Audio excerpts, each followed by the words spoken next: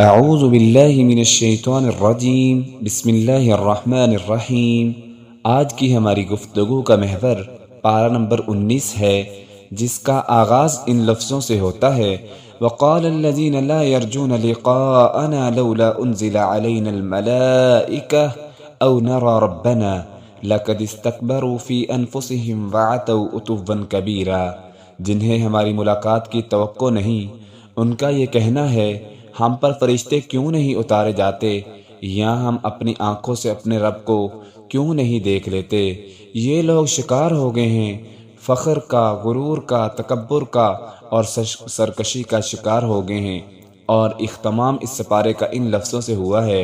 قُلِ الْحَمْدُ لِلَّهِ وَسَلَامٌ عَلَىٰ عِبَادِهِ الَّذِينَ اصْطَفَىٰ۔ کہہ دیجئے تمام تعریفیں اللہ کے لیے ہیں، اور اللہ کے ان بندوں پر سلامتی ہو جنہیں اللہ ذوالجلال نے چن لیا ہے۔ اللہ خیر اما یشرکون۔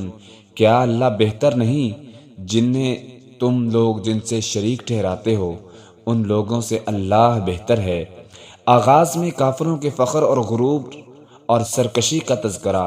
اختتام میں اللہ ذوالجلال کی توحید کا تذکرہ میرے اور آپ کے لیے پیغام رکھتا ہے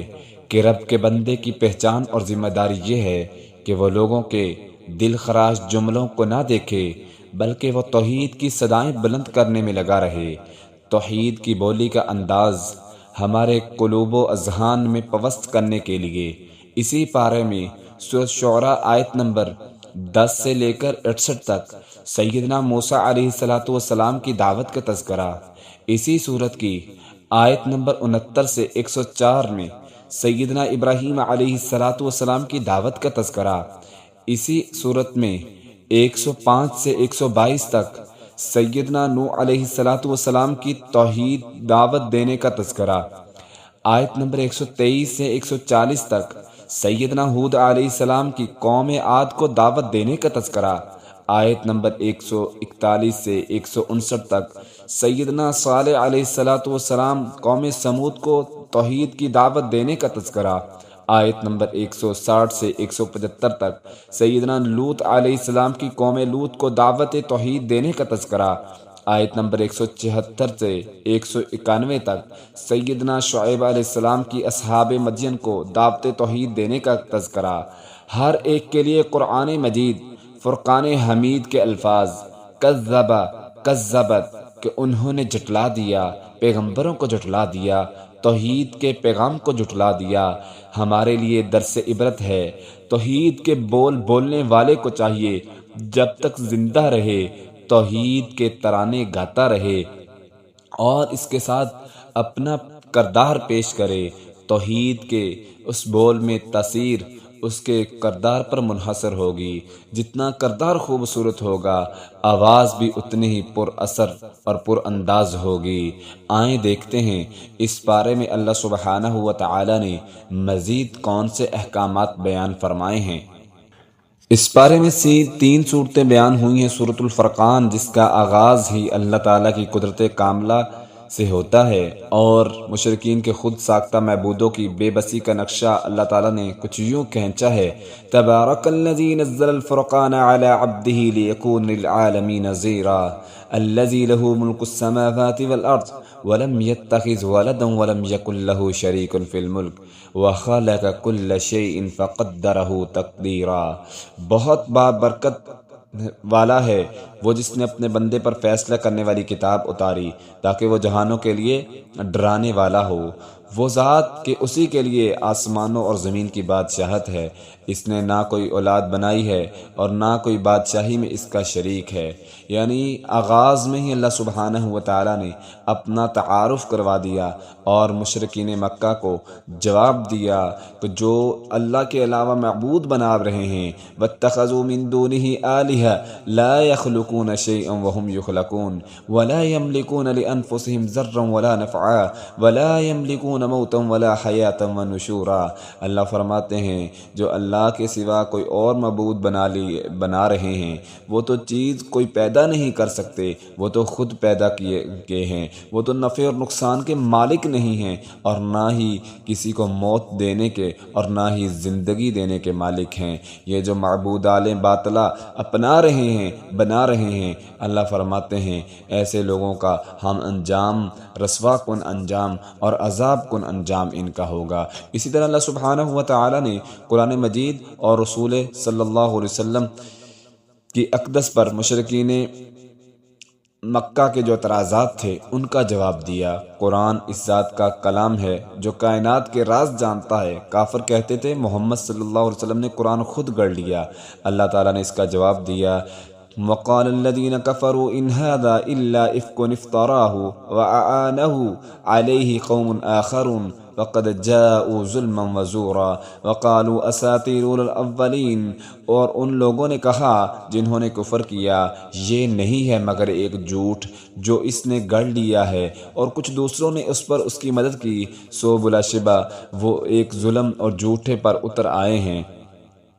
اور انہوں نے کہا یہ پہلے لوگوں کی کہانیاں ہیں جو اس نے لکھوا لی ہیں، یعنی نبی کریم صلی اللہ علیہ وسلم کا انکار کر رہے ہیں مشرکین مکہ۔ تو اللہ تعالیٰ نے ان کی وضاحت کر دی، ان کو بتا دیا کہ یہ کتاب کوئی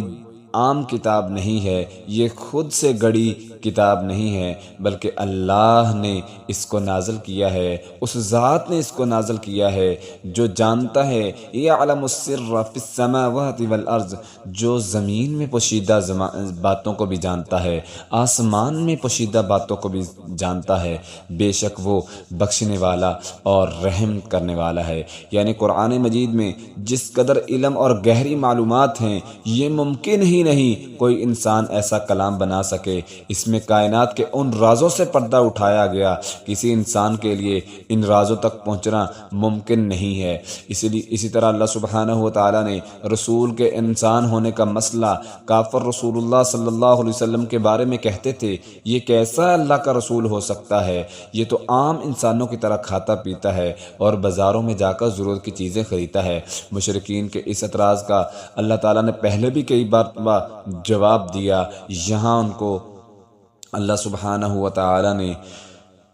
تنبیہ کی ہے، اور یہ اعتراض بار بار کرنے سے ان کا مقصد درکار انکار کرنا تھا، اس چیز کی وضاحت فرما دی ہے۔ یہ جو کہتے تھے وقالوا ما لهذا الرسول يأكل الطعام ويمشي في الاسفاق، وہ کہتے تھے کہ یہ کیسا رسول ہے جو کھاتا بھی ہے، پیتا بھی ہے، بازاروں میں چلتا بھی ہے، اس پر کوئی فرشتہ کیوں نہیں اتارا گیا تاکہ وہ ہمیں ڈرانے والا ہوتا، یا اس پر کوئی خزانہ کیوں نہیں نازل کیا گیا، یا اس پر کوئی ایسی چیز کیوں نہیں اتری جو دوسری چیزوں سے مختلف ہو۔ بلکہ ظالموں نے تو یہاں تک بھی کہہ دیا کہ یہ جو کتاب کی یہ پیروی جس کی کر رہا ہے وہ ایک جادو ہے، اور یہ جادو کی پیروی کر رہا ہے۔ اللہ تعالیٰ فرماتے ہیں انہوں نے جھٹلا دیا، اور قیامت والے دن تک انہوں نے جھٹلا دیا۔ اللہ تعالیٰ فرماتے ہیں ہم قیامت کے دن ان کے لیے ہم نے ایک بھڑکتی ہوئی آگ تیار کر رکھی ہے۔ اسی طرح قیامت کے روز مشرکین کے معبود کو حاضر کیا جائے گا جن کی وہ عبادت کرتے تھے۔ اللہ فرماتے ہیں وَيَوْمَ يَحْشُرُهُمْ وَمَا يَعْبُدُونَ مِن دُونِ اللَّهِ فَيَقُولُ أَأَنْتُمْ أَزْلَلْتُمْ عِبَادِي هَؤُلَاءِ أَمْ هُمْ ضَلُّوا السَّبِيلَ قَالُوا سُبْحَانَكَ مَا كَانَ يَنبَغِي لَنَا أَن نَّتَّخِذَ مِن دُونِكَ مِن أَوْلِيَاءَ، اور جس دن وہ انہیں اور جن کو وہ اللہ کے سوا پوجتے تھے اکٹھا کرے گا، پھر کہے گا کیا تم نے میرے ان بندوں کو گمراہ کیا، یا وہ خود راستے سے بھٹک گئے؟ وہ کہیں گے تو پاک ہے، ہمارے لائق نہ تھا کہ ہم تیرے سوا کسی بھی طرح کے دوست بناتے، لیکن تو نے انہیں اور ان کے باپ دادا کو سامان دیا، یہاں تک کہ وہ تیری یاد کو بھول گئے اور وہ ہلاک ہونے والے ہو گئے۔ تو اللہ تعالیٰ فرمائیں گے کہ انہوں نے ہماری بات کو جھٹلا دیا تو ہم ان پر اپنا عذاب بھیجیں گے اور انہیں عذاب چکائیں گے۔ یعنی مشرکین جو آج غیر اللہ کی عبادت کرتے ہیں، غیر اللہ کو پوجتے ہیں، اللہ تعالیٰ فرماتے ہیں کل قیامت کے دن ہم ان دونوں گروہوں کو، جس کی عبادت کی جا رہی ہے اس کو بھی اور جو کر رہے ہیں ان کو بھی اکٹھا کریں گے اور ان سے پوچھیں گے۔ وہ کہیں گے اے اللہ ہم تو یہ پیغام نہیں دے کے آئے تھے کہ ہماری عبادت کرنا، اللہ انہوں نے تیرے ساتھ شرک کیا ہے۔ اللہ فرمائیں گے انہوں نے میرے ساتھ شرک کیا ہے تو اب ہم ان کو ضرور عذاب چکھائیں گے۔ اسی طرح مخالفین کی قیامت کے روز حالت اللہ تعالیٰ نے بیان فرمائی۔ آج تکبر سے رسول اللہ صلی اللہ علیہ وسلم کی مخالفت کرنے والے کل قیامت کے روز رسول اللہ صلی اللہ علیہ وسلم کا ساتھ نہ دینے پر اپنے ہاتھ کاٹ رہے ہوں گے۔ اللہ فرماتے ہیں یوم تشقق السماء بالغمام ونزل الملائکۃ تنزیلا الملک یومئذ الحق للرحمن وکان یوما علی الکافرین عسیرا ویوم یعز الظالم علی یدیہ یقول یا لیتنی اتخذت مع الرسول سبیلا یا ویلتی لیتنی لم اتخذ فلانا خلیلا۔ اور جس دن آسمان بادل کے ساتھ پھٹ جائے گا اور فرشتے اتارے جائیں گے، لگاتار اتارا جانا ان کا، اور اس دن حقیقی بادشاہی رحمان کی ہوگی اور کافروں پر وہ دن بڑا مشکل ہوگا۔ اور جس دن ظالم اپنے دونوں ہاتھوں کو کاٹ رہے ہوں گے اور کہے گا اے کاش میں نے رسول اللہ صلی اللہ علیہ وسلم کے ساتھ کچھ راستہ اختیار کیا ہوتا، ہائے میری بربادی، ہائے میری بربادی، کاش میں نے فلاں کو دلی دوست نہ بنایا ہوتا، بے شک اس نے تو مجھے نصیحت سے گمراہ کر دیا، اس کے بعد میرے پاس آئی اور شیطان ہمیشہ مجھے جو ہے وہ گمراہ کرتا رہا، شیطان جو ہے ہمیشہ مجھے پھسلاتا رہا اور میں رحمان کے راستے سے ہٹ گیا۔ قیامت کے دن یہ انکار کرنے والے، رسول اللہ صلی اللہ علیہ وسلم کو جٹلانے والے بڑی حسرت کریں گے اور کاش کریں گے، کاش ہم نے رسول مانا ہوتا تو آج ہماری نجات ہوتی۔ اسی طرح قرآن مجید کو اللہ تعالیٰ نے تھوڑا تھوڑا کر کے نازل کیوں کیا، اس کی بھی اللہ سبحانہ و تعالیٰ نے وضاحت فرما دی۔ قرآن مجید 23 سالوں میں تھوڑا تھوڑا کر کے نازل ہوا۔ اس پر کافر جو تھے وہ اعتراض کیا کرتے تھے قرآن مجید ایک بار نازل کیوں نہیں ہوا، تھوڑا تھوڑا جو نازل ہو رہا ہے اس کا نعوذ باللہ وہ کہتے تھے کہ اس کا مطلب یہ ہے کہ یہ محمد صلی اللہ علیہ وسلم خود بناتا ہے، جتنا بن جاتا ہے لوگوں کو سنا دیتا ہے۔ خود مسلمانوں کی بھی خواہش تھی کہ قرآن ایک ہی بار سارا نازل ہو جائے، تو اللہ تعالیٰ نے اس کی وجوہات بیان فرما دی کہ قرآن کو ہم نے ایک بار کیوں نہیں نازل کیا۔ اللہ فرماتے ہیں وقال الذين كفروا لولا نزل عليه القرآن جملة واحدة كذلك لنثبت به فؤادك ورتلناه ترتیلا۔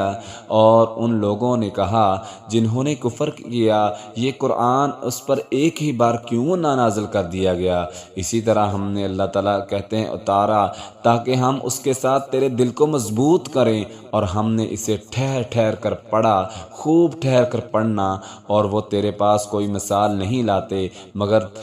ہم تیرے پاس حق اور بہترین تفسیر بھیج دیتے ہیں۔ یعنی کہ رسول اللہ صلی اللہ علیہ وسلم پر قرآن اس لیے تھوڑا تھوڑا نازل ہوا تاکہ آپ اس کو سمجھ کر احکامات لوگوں تک پہنچا دیں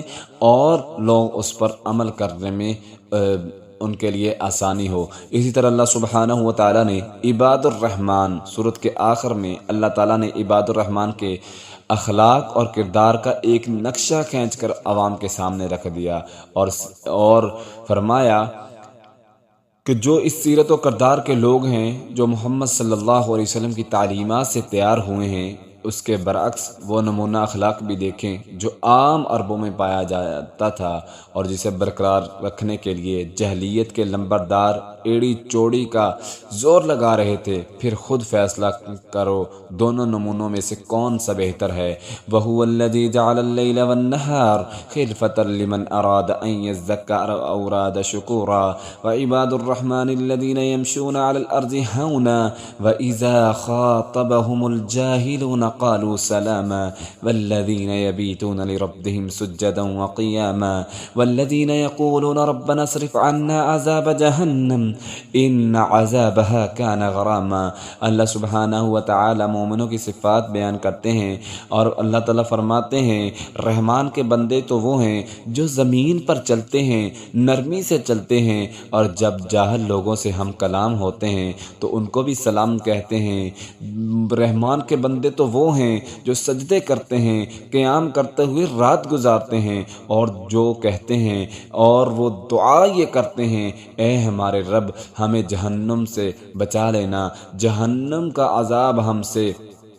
پھیر لینا۔ اور رحمان کے بندے تو وہ ہیں جب خرچ کرتے ہیں تو نہ فضول خرچی کرتے ہیں اور نہ خرچ کرنے میں تنگی کرتے ہیں، بلکہ اعتدال کے ساتھ اللہ کے راستے میں خرچ کرتے ہیں۔ رحمان کے بندے تو وہ ہیں جو اللہ کے ساتھ کسی دوسرے معبود کو نہیں پکارتے اور نہ ہی کسی جان کو ناحق قتل کرتے ہیں جسے اللہ نے حرام کیا ہے، اور نہ ہی رحمان کے بندے گناہ کرتے ہیں اور نہ ہی زنا کرتے ہیں۔ اللہ تعالیٰ نے رحمان والوں کی جو عباد الرحمان ہیں، اللہ کے بندے ہیں، اللہ نے ان کی صفات بیان فرما دی، اور اللہ تعالیٰ نے فرمایا کہ پرہیزگاروں کے لیے ہم نے جزا رکھی ہے، جنت کا انعام رکھا ہے جو انہوں نے صبر کیا۔ اور اللہ تعالیٰ فرماتے ہیں ان کا استقبال زندگی کی دعا اور سلام کے ساتھ کیا جائے گا اور نعمتوں والی جنت میں داخل کیا جائے گا۔ اسی طرح اگلی سورۃ الشعراء ہے۔ سورۃ الشعراء مکی دور کے وسط میں نازل ہوئی جب اہل مکہ رسول اللہ صلی اللہ علیہ وسلم کی دعوت کے مقابلے میں انکار کرتے تھے اور طرح طرح کے بہانے تراشتے تھے۔ کبھی کہتے کہ آپ کوئی بڑی نشانی تو لائے نہیں، کبھی کہتے یہ شاعر ہے، اور کبھی کہتے ہیں کاہن ہے۔ دوسری طرف رسول اللہ صلی اللہ علیہ وسلم کی یہ حالت تھی کہ آپ صلی اللہ علیہ وسلم انسانوں کو جہنم میں جاتا دیکھ کر غم میں مبتلا ہو رہے تھے۔ کفار کے انکار پر غم نہ کرنے کا حکم۔ رسول اللہ صلی اللہ علیہ وسلم رؤوف الرحیم تھے، بڑے رحم دل تھے، آپ کا یہ وصف تھا، صفت تھی، اور بڑی جلدی پریشان ہو جاتے تھے کہ کہیں لوگ جہنم میں نہ چلے جائیں۔ تو اللہ تعالیٰ نے فرمایا اس صورت کے آغاز میں طاسیم تلک آیات الکتاب المبین لعلک باخع نفسک الا یکونوا مؤمنین۔ طاسیم یہ واضح کتاب کی آیات ہیں، شاید تو اپنے آپ کو ہلاک کرنے والا ہے اس لیے کہ وہ مومن نہیں ہوتے۔ یعنی نبی کریم صلی اللہ علیہ وسلم پریشان ہو رہے تھے کہ یہ لوگ مومن کیوں نہیں ہوتے۔ اللہ تعالیٰ فرماتے ہیں اگر ہم چاہیں تو ان پر آسمان سے کوئی نشانی اتار دیں، پھر ان کے سامنے ان کی گردنیں نیچی ہو جائیں اور ان کے پاس رحمان کی طرف سے کوئی نصیحت نہیں آتی جو نہیں ہو مگر وہ اس سے منہ موڑنے والے ہوتے ہیں، بس بے شک وہ جھٹلا چکے ہیں، سو ان کے پاس جلد ہی اس چیز کی خبریں آ جائیں گی جس کا وہ مذاق اڑایا کرتے تھے۔ یعنی نبی کریم صلی اللہ علیہ وسلم کو کہا جا رہا ہے کہ آپ پریشان نہ ہوں، ان کے سامنے بھی اگر کوئی چیز آ جاتی تو پھر بھی ان لوگوں نے ایمان نہیں لانا تھا، بلکہ ان کو حصہ مل کے رہے گا عذاب کی صورت میں۔ جس طرح یہ مذاق اڑاتے ہیں تو اللہ تعالیٰ فرماتے ہیں ہم عذاب بھیج کر ہم بھی پھر ان لوگوں کا مذاق اڑائیں گے۔ اسی طرح اللہ سبحانہ و تعالیٰ نے سابقہ انبیاء کی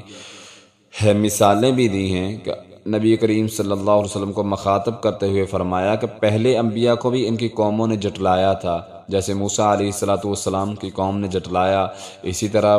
قوم صالح علیہ السلام نے جھٹلایا، شعیب علیہ السلام کی قوم نے جھٹلایا، ابراہیم علیہ السلام کی قوم نے جھٹلایا۔ تو اللہ تعالیٰ نے ساری تفصیل سے باتیں بیان فرما دی کہ ابراہیم علیہ السلام کی قوم نے کس طرح جھٹلایا، تو انہوں نے کس طرح معبودان باطلہ سے کھلم کھلم دشمنی کا اعلان کیا۔ ایک مومن جب اپنے خالق کے کائنات سے تعلق جوڑ لیتا ہے پھر اسے کسی سے ڈرنے کی ضرورت نہیں ہوتی۔ ابراہیم علیہ السلام نے اعلان کہا تھا اذ قال لأبیہ وقومہ ما تعبدون قالوا نعبد اصناما فنظل لها عاکفین قال هل يسمعونكم اذ تدعون او ينفعونكم او يضرون قالوا بل وجدنا آباءنا كذلك يفعلون۔ جب اس نے اپنے باپ یعنی ابراہیم علیہ السلام نے اپنے باپ اور اپنی قوم سے کہا تم کس چیز کی عبادت کرتے ہو، انہوں نے کہا ہم کچھ بتوں کی عبادت کرتے ہیں، بس انہی کے مجاور بنے رہتے ہیں۔ کہا کیا وہ تمہیں سنتے ہیں جب تم پکارتے ہو؟ یا تمہیں فائدہ دیتے ہیں یا نقصان پہنچاتے ہیں؟ انہوں نے کہا ہم اپنے باپ دادا کو پایا ہے کہ وہ ایسے ہی کرتے ہیں۔ کہا تو کیا تم نے دیکھا ہے جن کو تم پوج رہے ہو؟ تم اور تمہارے باپ دادا سو بلا شبہ میرے دشمن ہیں سوائے رب العالمین کے۔ اللہ تعالیٰ نے اس واقعہ میں بیان کرنے کا مقصد یہ تھا کہ اے نبی آپ پریشان نہ ہوں، آپ اتنے حریص تھے کہ مومن یہ بن جائیں اور جہنم کی آگ سے بچ جائیں۔ نبی کریم صلی اللہ علیہ وسلم اتنا خوف کھاتے تھے، آپ صلی اللہ علیہ وسلم کو بتایا جا رہا ہے کہ پہلے انبیاء کو بھی جھٹلایا گیا، آپ بھی پریشان نہ ہوں۔ اسی طرح اللہ تعالیٰ نے قرآن مجید کو نازل کرنے کا مقصد بیان فرما دیا، اور جس طرح بہتان بازی کافر کرتے تھے، کافر محمد صلی اللہ علیہ وسلم پر یہ تہمت لگاتے تھے کہ جس طرح شیاطین کاہنوں کے پاس طرح طرح کی خبریں لاتے ہیں، محمد صلی اللہ علیہ وسلم کو اللہ تعالیٰ نے مبعوث نہیں فرمایا، بلکہ وہ شیاطین ان پر کلام نازل کر رہے ہیں۔ اور بعض کہتے تھے کہ نہیں، محمد شاعر ہے اور خود کلام بناتا ہے، لیکن عزت حاصل کرنے کے لیے خود کو اللہ کا نبی کہتا ہے۔ اللہ تعالیٰ نے ان کا جواب دیا وَمَا تَنَزَّلَتْ بِهِ الشَّيَاطِينُ وَمَا يَنبَغِي لَهُمْ وَمَا يَسْتَطِيعُونَ إِنَّهُمْ عَنِ السَّمْعِ لَمَعْزُولُونَ، اور اسے لے کر شیاطین نہیں اترتے اور نہ ہی یہ ان کے لائق ہے اور نہ وہ یہ کر سکتے ہیں، بلا شبہ وہ تو سننے سے ہی لگ کیے ہوئے ہیں۔ سو تم اللہ کے ساتھ کسی اور کو معبود مت پکارو وگرنہ تم پر عذاب آ جائے گا۔ اللہ تعالیٰ نے تمام باتوں کو جھٹلا دیا جو یہ کہتے تھے کہ یہ شیاطین لے کے آتے ہیں، یہ محمد کا خود کا کلام ہے، شاعر ہے، مجنون ہے، کاہن ہے۔ تو اللہ تعالیٰ نے تمام باتوں کو بے بنیاد ثابت کر دیا اور کہا دیا کہ یہ کتاب آسمان سے منزل من اللہ ہے، شیاطین نہ اس کو سن سکتے ہیں اور نہ اس کلام کے بارے میں گفتگو کر سکتے ہیں۔ اللہ تعالیٰ کی طرف سے یہ نازل کردہ پیارے حبیب نبی کریم صلی اللہ علیہ وسلم پر کتاب ہے۔ جو تم باتیں بناتے ہو، تمہاری من گڑت اور بہتان بازیاں، یہ کوئی بھی تسلیم نہیں کی جائیں گی، کیونکہ اللہ کی کتاب حق ہے، اللہ کی طرف سے نازل شدہ ہے، اور نبی کریم صلی اللہ علیہ وسلم پر یہ کتاب آخری کتاب نازل ہوئی۔ جس طرح آپ کے بعد کوئی نبی نہیں آئے گا، کوئی دین اور شریعت نہیں آئے گی، اسی طرح کتاب کے بعد، اس کلام ربانی کے بعد، قرآن مجید کے بعد کوئی کتاب نہیں آئے گی۔ اس کے بعد سورۃ النمل کا تذکرہ ہے۔ نمل عربی زبان میں چونٹی کو کہتے ہیں، اس میں چونٹی کو ذکر آیا ہے، اس لیے اس سورت کا نام سورۃ نمل رکھا گیا۔ یہ بھی مکہ میں رسول اللہ صلی اللہ علیہ وسلم کے قیام کے درمیانے دور میں نازل ہوئی۔ سیدنا عبداللہ بن عباس کا بیان ہے، سورۃ الشعراء، نمر اور اگلی سورۃ القصص اسی ترتیب سے نازل ہوئی تھی۔ سورۃ الشعراء میں حق بات کو جھٹلانے والوں کو تذکرہ، اور اس سورت میں ان کے برعکس حق کو ماننے والوں کا تذکرہ ہے۔ اس صورت میں سیدنا داؤد اور سیدنا سلیمان اور ان پر اللہ کے انعامات کا تذکرہ کیا گیا ہے۔ اللہ تعالیٰ فرماتے ہیں وَلَقَدْ آتَيْنَا دَاوُودَ وَسُلَيْمَانَ عِلْمًا وَقَالَ الْحَمْدُ لِلَّهِ الَّذِي فَضَّلَنَا عَلَى كَثِيرٍ مِّنْ عِبَادِهِ الْمُؤْمِنِينَ وَوَرِثَ سُلَيْمَانُ دَاوُودَ وَقَالَ يَا أَيُّهَا النَّاسُ عُلِّمْنَا مَنطِقَ الطَّيْرِ وَأُوتِينَا مِنْ كُلِّ شَيْءٍ ان هذا لهو الفضل المبین، اور بلا شبہ یقیناً ہم نے داؤد اور سلیمان کو ایک علم دیا، اور ان دونوں نے کہا تمام تعریفیں اللہ کے لیے جس نے ہمیں اپنے بہت سے مومن بندوں پر فضیلت دی۔ اور سلیمان داؤد کا وارث بنا، اور اس نے کہا اے لوگو، ہمیں پرندوں کی بولی سکھائی گئی ہے اور ہمیں ہر چیز میں سے حصہ دیا گیا ہے، بے شک یہ یقیناً صحیح واضح فضل ہے۔ اور سلیمان کے لیے اس کے لشکر جمع کیے گئے جو جنوں اور انسانوں اور پرندوں سے تھے، پھر وہ الگ الگ تقسیم کیے جاتے۔ یعنی داؤد علیہ السلام اور سلیمان علیہ السلام کو کن کن نعمتوں کے ساتھ اللہ تعالیٰ نے نوازا تھا، ان کا تذکرہ کیا جا رہا ہے۔ اسی طرح ایک واقعہ اس صورت میں بڑا ہی دلچسپ واقعہ ہے کہ سلیمان علیہ السلام کو جو اللہ تعالیٰ نے تمام چیزوں پر حکمرانی عطا کی تھی اور ان کی زبانیں سمجھنے کی صلاحیت دی تھی، اس کا تذکرہ ہے۔ حتی اذا اتوا علی واد النمل قالت نملة یا ایھا النمل ادخلوا مساکینکم لا یحطمنکم سلیمان وجنوده وهم لا يشعرون فتبسم ضاحكا من قولها وقال رب اوزعني ان اشكر نعمتك التي انعمت علي وعلى والدي۔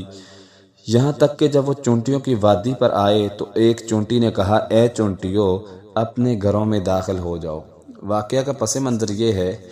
کہ بارش نہیں ہو رہی تھی اور سلیمان علیہ السلام اپنے قافلے کو لے کر بارش کے لیے باہر دعا کرنے کے لیے جا رہے ہیں اپنے لشکر کو لے کر۔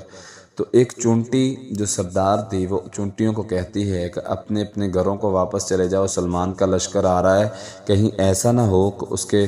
لشکر کے پاؤں کے نیچے تم کچلی جاؤ۔ تو حضرت سلیمان علیہ السلام کو اللہ تعالیٰ نے یہ کمال کی حکمت دی تھی کہ وہ پرندوں کی، جانوروں کی زبان میں سن لیتے تھے۔ فتبسم ضاحکا، تو سلیمان علیہ السلام جو ہے مسکرائے اور اس نے کہا، اے میرے رب مجھے توفیق دے، میں تیری نعمت کا شکر کروں جو تو نے مجھ پر اور میرے باپ پر کی، اور یہ کہ میں نیک عمل کروں جسے تو پسند کرے، اور اپنی رحمت سے مجھے اپنے نیک بندوں میں داخل فرما لے۔ یعنی یہاں جو سلیمان علیہ السلام نے اس کی بات سن لی تو یہ نہیں کہا کہ میں نے اس کی باتیں سن لی ہیں، بلکہ اس کا خیر کا بھی نسبت جو ہے وہ اللہ کی طرف کی ہے کہ اے اللہ تیرا مجھ پر فضل ہوا ہے، میں تیری نعمت کا شکر ادا کرتا ہوں کہ میں ان کی بولی کو سمجھ گیا ہوں، تو یہ بھی تیرا ہی فضل ہے۔ اس لیے انسان پر اگر کوئی نعمت آئے تو اس نعمت کا جو رخ ہے وہ اللہ کی طرف موڑنا چاہیے کہ یہ اللہ تعالیٰ کا فضل ہے اور اللہ تعالیٰ کا مجھ پر رحم ہے کہ اس نے مجھے اپنی نعمتوں سے نوازا ہے۔ اسی طرح ہدہد اور قوم سبا، اس کا واقعہ بڑا تفصیلی بیان ہوا ہے۔ توحید الہی اتنی عام چیز ہے کہ جانور تک اسے سمجھتے ہیں اور مانتے ہیں۔ سیدنا سلیمان کے پاس تمام قسم کے جانور رہتے اور وہ ان سے کام کرواتے تھے۔ ایک دن ایسا ہوا کہ سیدنا سلیمان نے ہدہد کو غائب پایا، جیسا کہ ارشاد ہے، وَتَفَقَّدَ الطَّيْرَ فَقَالَ مَا لِيَ لَا أَرَى الْهُدْهُدَ أَمْ كَانَ مِنَ الْغَائِبِينَ۔ اور اس نے پرندوں کا جائزہ لیا، یعنی سلیمان علیہ السلام نے جب دیکھا کہ فلاں ہدہد نظر نہیں آ رہا، وہ غائب ہونے والوں سے ہے، تو انہوں نے کہا میں ضرور سزا دوں گا، بہت سخت سزا دوں گا، یہاں تک کہ وہ میرے پاس کوئی واضح دلیل لے آئے۔ بس وہ کچھ دیر ٹھہرا جو زیادہ نہ تھی، پھر اس نے کہا میں اس بات کا احاطہ کرتا ہوں جس کا تو احاطہ نہیں کر سکتا، میں تیرے پاس یقینی خبر لایا ہوں۔ جب ہدہد آیا اور سلیمان علیہ السلام کو کہنے لگا کہ میں آپ کے پاس ایک یقینی خبر لایا ہوں، اور یہ ہے کہ ایک میں نے عورت کو پایا ہے کہ ان کی حکومت کر رہی ہے اور اسے ہر چیز میں سے حصہ دیا گیا ہے اور اس کا ایک بڑا تخت ہے، میں نے اسے اور اس قوم کو پایا ہے کہ وہ اللہ کو چھوڑ کر سورج کو سجدہ کرتے ہیں اور شیاطین ان کے اعمال کو مزین کر دیے ہیں، پس انہیں اصل راستے سے روک دیا، پس وہ ہدایت نہیں پاتے، یعنی شیطان نے ان کو اس راستے سے روک دیا، وہ ہدایت نہیں پاتے تاکہ وہ اللہ کا سجدہ نہ کریں جو آسمان اور زمین میں چھپی چیزوں کو نکالتا ہے اور جانتا ہے، جو تم چھپاتے ہو اور جو ظاہر کرتے ہو، اللہ وہ ہے جس کے سوا کوئی معبود نہیں، جو عرش عظیم کا رب ہے۔ یعنی یہ ہدہد باتیں کہہ رہا ہے کہ میں نے ایک عورت کو پایا ہے اور سارا وہ واقعہ بیان کرتا ہے۔ سیدنا سلیمان کہتے ہیں اگر تیری یہ بات سچ ہے تو ٹھیک ہے۔ اب سیدنا سلیمان جو ہے خط لکھ رہے ہیں ملکہ یمن کو، اللہ تعالیٰ نے وہ بھی نقشہ قرآن میں بیان فرما دیا، اذهب بکتابی هذا فألقه الیہم ثم تول عنہم فانظر ماذا یرجعون۔ میرا یہ خط لے جا، پس اسے ان کی طرف پھینک دے، پھر ان سے لوٹ آ، پس دیکھ وہ کیا جواب دیتے ہیں۔ اس ملکہ نے کہا اے سردارو، بے شک میری طرف ایک عزت والا خط پھینکا گیا ہے، بے شک وہ سلمان کی طرف سے ہے اور بے شک وہ اللہ کے نام سے ہے جو بے حد رحم کرنے والا نہایت مہربان ہے، یہ کہ میرے مقابلے میں سرکشی نہ کرو اور فرمان بردار بن کر میرے پاس آ جاؤ۔ سلیمان علیہ السلام نے ان کو یہ خط لکھا کہ تم نافرمانی نہ کرو اور فرما بردار بن کر میرے پاس آ جاؤ۔ کہا اے سردارو، تم میرے معاملے میں مجھے حل بتاؤ، میں کبھی کسی معاملے کا فیصلہ کرنے والی نہیں ہوں، یعنی یہ ملکہ کہہ رہی یہاں تک کہ تم میرے پاس موجود ہو۔ انہوں نے کہا ہم بڑی قوت والے اور بہت سخت جنگ والے ہیں اور معاملہ تیرے سپرد ہے، سو تو دیکھ تو کیا حکم دیتی ہے۔ اس نے کہا بے شک بادشاہ جب کسی بستی میں داخل ہوتے ہیں اسے خراب کر دیتے ہیں اور اس کے رہنے والوں میں سے عزت والوں کو ذلیل کر دیتے ہیں، اور اسی طرح یہ کریں گے۔ بے شک میں نے ان کی طرف کوئی تحفہ بھیجنے والی ہوں، پھر انتظار کرنے والی ہوں کیا وہ جواب لے کر پلٹتے ہیں۔ تو جب وہ سلمان کے پاس آیا تو اس نے کہا کیا تم مال کے ساتھ میری مدد کرتے ہو؟ تو جو کچھ اللہ نے مجھے دیا وہ اس سے بہتر ہے۔ یعنی ملکہ نے تحائف بھیجے تو سلمان علیہ السلام نے وہ لینے سے انکار کر دیے اور کہا جو اللہ نے مجھے بھیجے ہیں وہ اس سے زیادہ بہتر ہیں، ان کے پاس واپس جا، اب ہر صورت میں ہم ان پر ایسے لشکر لے کر آئیں گے جن کے مقابلے میں ان میں کوئی طاقت نہیں ہوگی، ہر صورت انہیں اس حال میں ذلیل کر کے نکالیں گے کہ وہ حقیر ہوں گے۔ ملکہ یمن کا تخت سیدنا سلمان کے قدموں میں۔ جب سلمان علیہ السلام نے ملکہ کے تحائف واپس کر دیے تو اسے سمجھ آ گیا کہ سلمان کوئی لالچی بادشاہ نہیں۔ مزید جب اس نے اپنے سفارتکاروں کی زبان سے سیدنا سلمان کے حالات سنے تو اس پر سیدنا سلیمان علیہ السلام کا رعب پڑ گیا۔ تب اس نے سوچا کہ مناسب یہی ہے کہ وہ خود ان کی ملاقات کے لیے بیت المقدس جائے۔ چنانچہ وہ فلسطین کی طرف روانہ ہوئی اپنا ساز و سامان لے کر۔ اس نے دربار سلمان میں اطلاع بھیج دی کہ میں آپ کی دعوت آپ کی زبان سے سننے اور بالمشافہ گفتگو کے لیے حاضر ہو رہی ہوں۔ جب ملکہ بیت المقدس کے قریب پہنچ گئی تو سلمان علیہ السلام نے اسے سرپرائز دینے اور اپنی حیرت انگیز طاقت کا مظاہرہ اسے دکھانے کے لیے اس کا عظیم شان تخت لانے کا حکم دیا۔ قال یا ایھا الملأ ایکم یأتینی بعرشھا قبل ان یأتونی مسلمین، کہا اے سردارو تم میں سے کون اس کا تخت میرے پاس لے کے آئے گا؟ سلمان علیہ السلام اپنے غلاموں کو کہہ رہے ہیں، اپنے جو بھی ان کے پاس تھے ان کو کہہ رہے ہیں کہ کون اس کا سردار اس کا تخت لے کے آئے گا اس سے پہلے کہ وہ فرما بردار حکم میرے پاس آئیں۔ جنوں میں سے ایک طاقتور شرارتی کہنے لگا میں اسے تیرے پاس اس سے پہلے لے آؤں گا، تو اپنی جگہ سے اٹھے گا بھی نہیں، بلا شبہ میں اس پر پوری قوت رکھنے والا ایماندار ہوں۔ اس نے کہا جس کے پاس کتاب کا ایک علم تھا میں اسے تیرے پاس اس سے پہلے لے آتا ہوں، تیری آنکھ جھپکنے سے پہلے۔ یعنی پہلے نے کہا کہ میں لے کے آتا ہوں اس کے یہاں آنے سے پہلے، دوسرے نے کہا میں آنکھ جھپکنے سے پہلے ہی لے آتا ہوں۔ تو جب اس نے اپنے پاس پڑا ہوا دیکھا تو اس نے کہا یہ میرے رب کے فضل سے ہے تاکہ وہ مجھے آزمائے میں شکر کرتا ہوں یا ناشکری کرتا ہوں، اور جس نے شکر کیا تو وہ اپنے لیے شکر کرتا ہے، جس نے ناشکری کی تو یقیناً میرا رب بہت بے پرواہ ہے، بہت کرم والا ہے۔ کہا اس کا تخت اس کے لیے بے پہچان کر دو تاکہ ہم دیکھیں کیا وہ راہ پہ آتی ہے یا ان لوگوں سے ہوتی ہے جو راہ نہیں پاتے۔ ملکہ سلمان کے محال میں وَلَقَدْ جَاءَ فَلَمَّا جَاءَتْ قِيلَ أَهَكَذَا عَرْشُكَ قَالَتْ كَأَنَّهُ هُوَ وَأُوتِينَا الْعِلْمَ مِنْ قَبْلِهَا وَكُنَّا مُسْلِمِينَ۔ پھر جب وہ آئی تو اس سے کہا گیا کیا تیرا تخت ایسا ہی ہے؟ اس نے کہا یہ تو گویا وہی ہے اور ہم اس سے پہلے علم دیے گئے تھے اور فرما بردار تھے، اور اسے اس چیز نے روکے رکھا تھا جس کی وہ عبادت اللہ کے سوا کرتی تھی، بلا شبہ وہ کافر لوگوں میں سے تھی۔ اللہ تعالیٰ فرماتے ہیں اس سارے واقعہ میں کہ جب ملکہ کو عروج تھا اس کو سمجھ رہی تھی، شیاطین اس کی مدد کرتے تھے اور شیاطین راستے سے ہٹاتے تھے، تو اللہ تعالیٰ نے ہدایت کا ذریعہ ایک ہدہد کو بنا دیا۔ ایک جانور کو تو پتہ ہے کہ اللہ کے سوا کسی کی عبادت نہیں کرنی،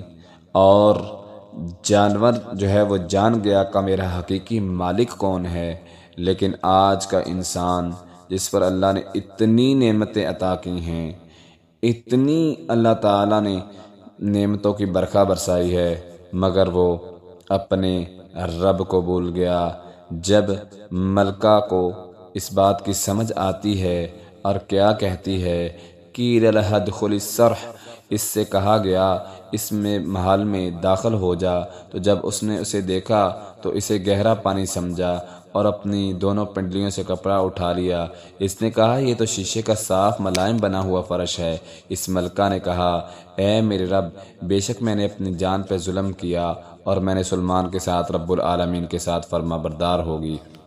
یعنی جب وہ مسلمان ہوگی تو حضرت سلیمان علیہ السلام نے اس کے لیے اس سے بھی اعلیٰ اور خوبصورت محل بنا دیا۔ جو اللہ کی دعوت کو قبول کرتے ہیں، جو اللہ کے راستے پر آ جاتے ہیں، پھر اللہ تعالیٰ دنیا میں بھی نعمتوں سے نوازتے ہیں اور آخرت میں بھی نعمتوں والی جنت ان کا انعام رکھا ہے۔ الہ العالمین ہم سب کو ان واقعات اور قرآنی آیات سے سبق سیکھنے کی توفیق عطا فرمائے۔ اقول قولی ھذا استغفر اللہ من کل ذنب واتوب الیہ۔